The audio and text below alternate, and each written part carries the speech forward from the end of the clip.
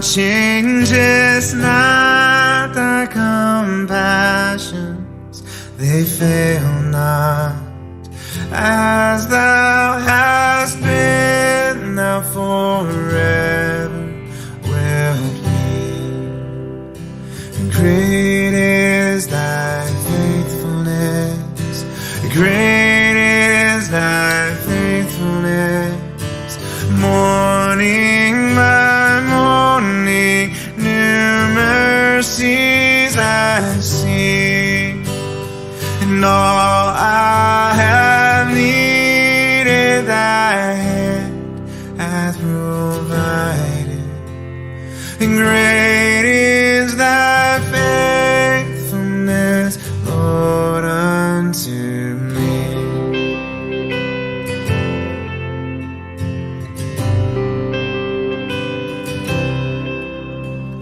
Summer and winter, springtime and harvest, the sun, moon, and stars in their courses above, and join with all nature in manifold witness to thy great faithfulness, mercy, and love. Great is thy faithfulness, great is thy faithfulness.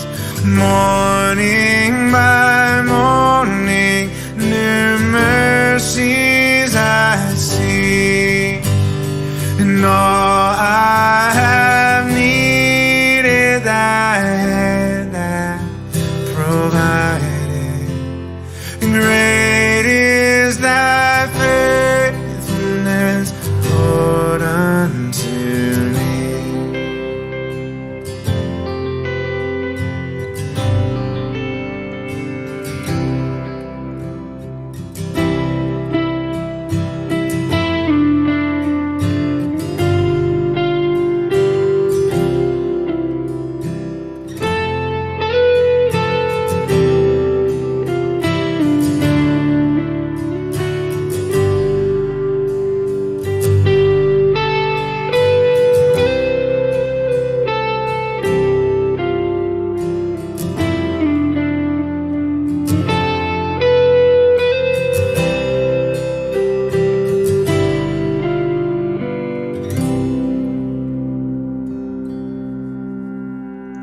Pardon for sin and a peace that endureth, thine own dear presence to cheer and to guide, strength for today and bright hope for tomorrow.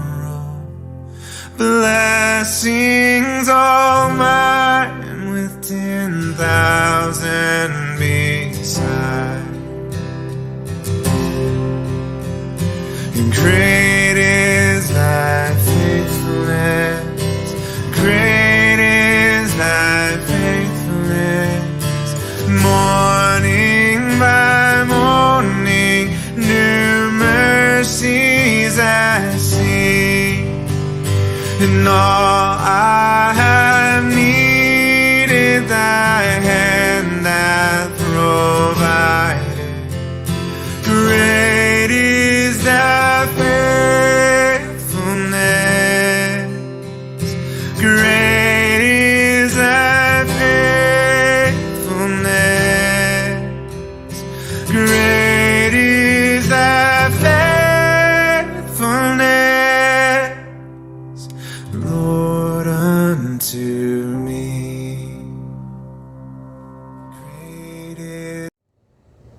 Isang mapagpalang umaga po sa ating lahat. Nagpapasalamat muli kami na kami ay inyong sinasamahan tuwing umaga mula Lunes hanggang Sabado sa ating pagbulay-bulay sa salita ng Panginoon. Kung kaya't tayo po ay munang manalangin. Magandang umaga, Lord. Masalamat kami na kami inyong ginising ng maayos ang isang linggo na natapos, Lord, ng inyong pagpapala at gabay. At kung kami man ay nagkulang, kami humihingi ng pasensya. At naway, Panginoon, ang nais niyong iparating sa amin, ang siya naming magbubulayan ngayong umaga. Ito po ang aming dalangin sa pangalan ni Jesus. Amen. Again, mapagpalang umaga sa ating lahat. Sa umagang ito, ating pong pagbulay-bulayan ang mula sa aklat ni Mark, chapter 13, verses 24 to 37. Ngunit hayaan niyong basahin ko lamang ang 28, 29, 30 at 33 at tatalon tayo sa 37. Ginaganito po ang sinasabi under the King James Version. Now learn a parable of the fig tree. When her branch is yet tender and put forth leaves, ye know that summer is near. So ye in like manner, when you shall see these things come to pass, then that it is nigh, even is the doors. Verily I say unto you, that this generation shall not pass, till all these things be done. Take ye heed, watch and pray. And what I say unto you all, watch. Watch. Di ba po madalas naririnig natin, not on my watch, sabi nga nila. No? Sapagkat ang ating Panginoon as the Good Shepherd looks over all of us. 24 hours, 7 days a week. Tayo ba? Sa umagang ito, kaya ko yun lamang 28, 29, 33, and 37 ng ating pagbulay-bulayan. What is interesting about this is it talks about in God's time. Sabi dito, the parable of the fig tree, na kapag nakita na natin na bumuusbong na ho ang mga dahon sa puno, alam na ho natin na padating na ang summer. No? Ganun din daw po ang buhay, sabi nila. Dito, nang tumalon ho tayo sa 33, sabi nga dito, hindi nangyayari na hindi mangyayari ang dapat mangyari. At kapag ito'y nangyari na, ito'y because God wanted it to happen. And it is all part of God's plan. Kung kaya, ang sabi sa atin, pray and watch. Alam ho nyo, minsan talaga, time is what we call sometimes masyadong either mabilis o sabi nga nila mabagal, no. And mabagal siya kapag ikaw ay merong hinihingi o nais mangyari sa buhay mo na hindi nangyayari. At mabilis naman na parang lost opportunity. And yet we all are asked to say, wait, everything happens for a reason. And everything happens in God's time. Nung last ko kung kayong nakasama, we talked about, diba, God's plan in progress. At ang plano po ng Diyos, hindi po nangyayari sa isang araw. Bakit? Dito nga po ako nag-isip kung bakit nga hindi pwede. But then I realized when we look back at our lives, masasabi ba natin na ng desisyon natin upang tanggapin si Kristo sa buhay natin at kung bakit personally natin tinanggap yon ay kung hindi dahil sa nakaraan natin. Sa mga experiences kung saan na-experience natin, feeling natin na wala ang Diyos at feeling natin na bumalik siya sa buhay natin o binalik natin lamang siya sa buhay natin. Kung kaya in God's time. You know, God is a very patient God. He will wait until you are ready to accept Him. But at the same time, He will not sit down. He will make sure that you realize what the plan is all about and whether you are on the right track or not. Minsan ho, iniisip natin, bakit naman Lord, ang tagal kong tinarbaho, ang tagal kong binuno, bakit hindi mangyari? Alam mo noon, kala ko because I always looked and relied on my abilities. But I realized, no, it's God's plan. And I realized what His plan was. he feels I am not ready. He feels I am ready, but still, no, not, there is not enough, parang grit doon para gawin ko yung tama. When I say grit, tapang. Kasi minsan po, pag tayo tinawag ng Panginoon, kailangan matapang tayo.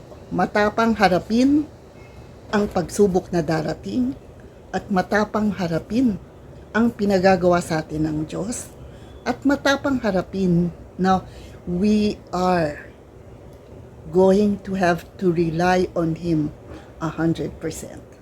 And that's very hard. Especially when pride comes into play.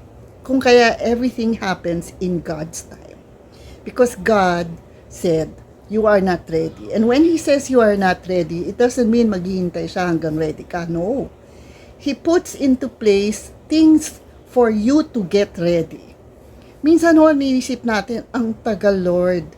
Pero pag inisip mo din, hindi ko naman din magagawa ang kaya kong gawin at this point in time kung hindi ko rin binuno, hindi ko rin pinagdaanan yung pinagdaanan ko, at hindi ko rin naisip na everything is happening because I'm making the wrong choices.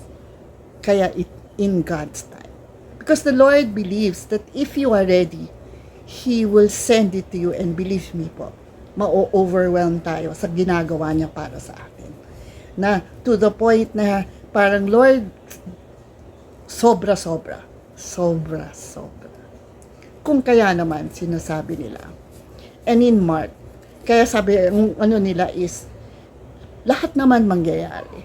At nangyari yan hindi dahil kasalanan mo, kung hindi kasi kasama yan sa plano ng Diyos. At bakit? Sapagkat minsan nga, pinapaalala niya sa atin kung ano ang plano niya para sa atin, anong dapat natin gawin, at iba pa. Kung kaya naman din, kung iniisip natin na hindi tayo na mahal ng Diyos, hindi po. Mahal tayo, sa sobrang mahal. Gusto niya na kapag dumating na ang nararapat sa'yo, hindi lang sa naiintindihan mo kung para saan ito at bakit, kung hindi, mapapatanggap ka ng buong puso. Just as when God said, no, salvation is free. But you have to love me. And why? Because from His love, umuusbong ang love naman natin para sa iba. So Mark said in his book, sabi niya, watch and pray. Maghintay ka. Tumingin ka sa paligid mo. And as when I heard in one interview, no, it doesn't mean na you don't do anything. Just work hard for it. Because everything that you do while waiting is a preparation of the Lord. Sabi nga sa umpisa ng ating linggo about the potter's hand, He is carving, He is molding, He is starting you from scratch. Nothing is given to you in a silver platter, yes, but the Lord promises to give it to you no matter what happens. Yun nga lang, minsan matigas ang ulo natin, kung kaya tumatagal. Pero, pag once na-realize na natin ang nais ng Panginoon sa ating buhay, at tinanggap natin ito, at gumagawa tayo ng paraan upang magpasalamat sa Kanya, everything falls into place. And you find yourself content and happy. And that is what the Lord wants. Sabi nga in Jeremiah 29, I have plans for you, but plans not to destroy you, but to make you well. Kung kaya, sabi nga nila, watch and pray. Tandaan namin ho natin, lahat tayo ay kinreate ng Panginoon for something good.